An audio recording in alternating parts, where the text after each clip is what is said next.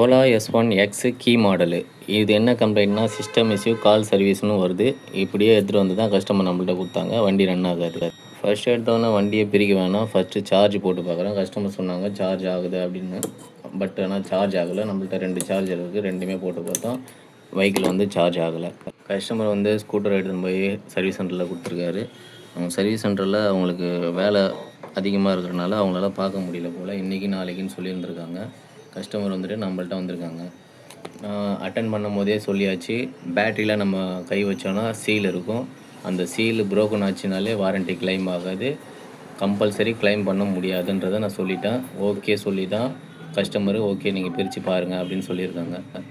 Service சென்டரில் இந்த ஸ்கூட்டரை விட்டிருக்காங்க. இன்றைக்கி நாளைக்குன்னு சொன்னாங்க அப்படின்னு கஸ்டமர் சொல்லியிருந்தாங்க. பட் அது ரீசனாக இருக்க வாய்ப்பே கிடையாது. ஏன்னு கேட்டிங்கன்னா, இப்போது இந்த மாதிரியான இஷ்யூ வந்துச்சுன்னா ஒயரிங்கை நான் சால்ட்ரிங் பண்ணி ரெடி பண்ணிட்டேன். பிஎம்எஸ்ஸு நான் மாற்றிட்டேன்.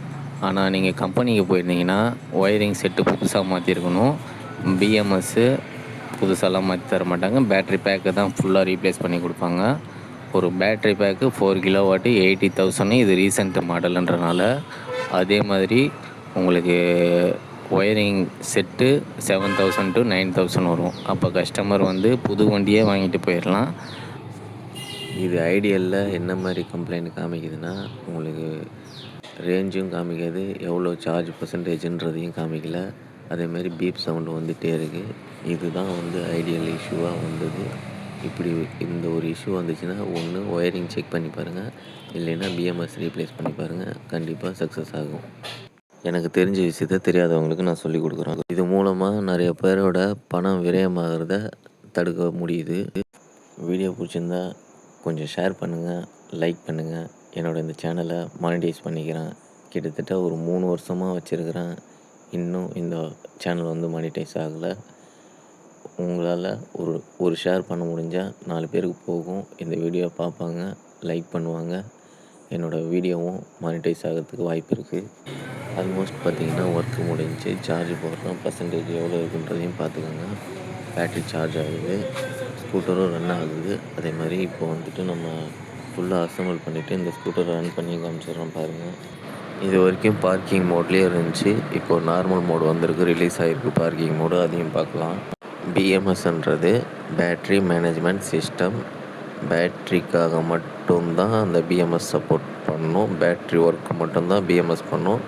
பிஎம்எஸ் வச்சு வண்டியை வெஹிக்கிளை கண்ட்ரோல் பண்ண முடியாது, வெஹிக்கிளை லாக் பண்ண முடியாது, எதுவும் பண்ண முடியாது. பேட்ரி மேனேஜ்மெண்ட் சிஸ்டம்ன்றது பேட்ரிக்கு மட்டும்தான் சப்போர்ட் ஆகும்.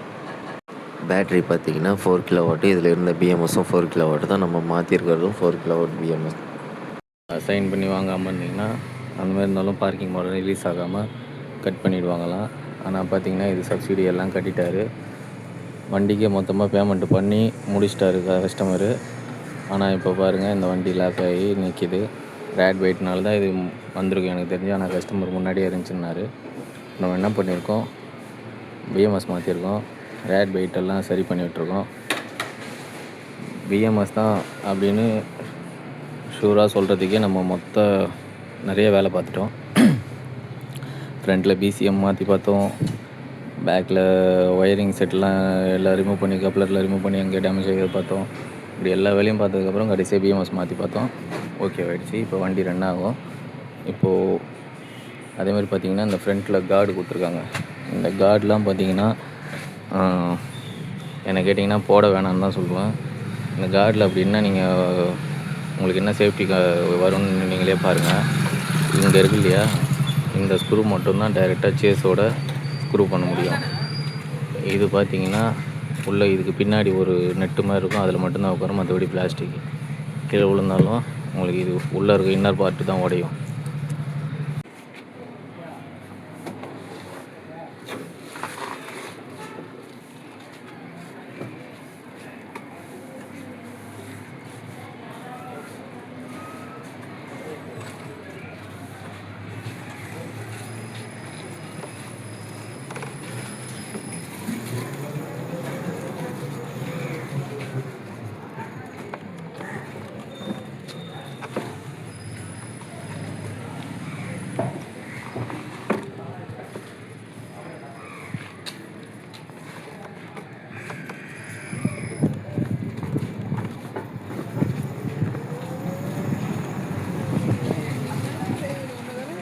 பக்கத்து கல்ல